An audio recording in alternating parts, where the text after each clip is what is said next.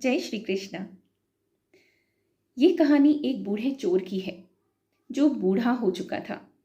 उसने अपने बेटे को बुलाया और कहा कि बेटा, मैं अब बूढ़ा हो चुका हूँ, पता नहीं कब बुलावा आ जाए, तो अपनी जिंदगी में जो मैंने सीखा वो तुम्हें बताना चाहता हूँ। दो बातें हमेशा याद रखना। पहली, किसी मंदिर में कभी मत जाना, सत्संग नहीं सुनना। और दूसरी, चोरी करते वक्त अगर कभी पकड़े जाओ तो ये कभी मत मानना कि चोरी तुमने की है। और कुछ दिनों में ही उस बूढ़े चोर की मृत्यु हो गई।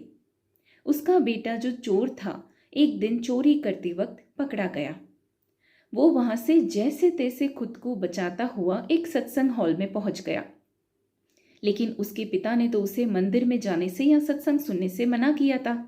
लेकिन छिपने के लिए और कोई जगह ही नहीं मिली।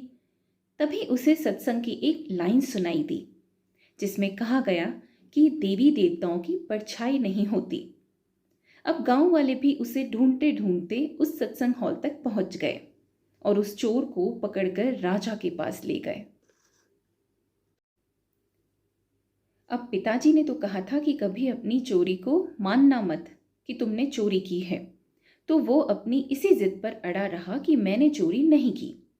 तभी राजा के मंत्री ने राजा से कहा कि हम किसी व्यक्ति को देवता के रूप में उसके सामने भेजते हैं, क्योंकि प्रभु के सामने तो सब सच बोल ही देते हैं।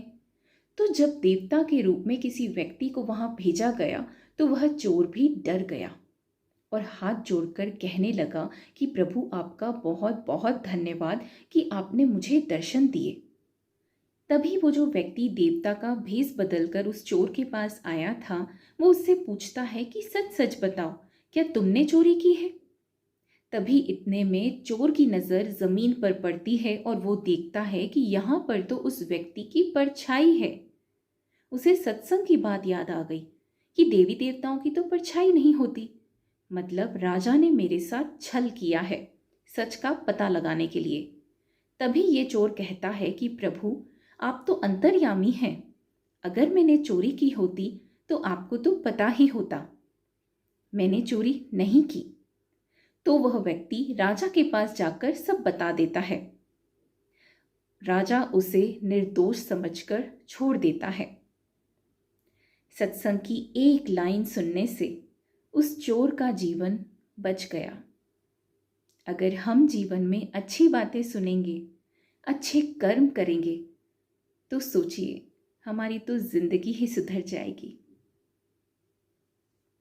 जय श्री कृष्णा।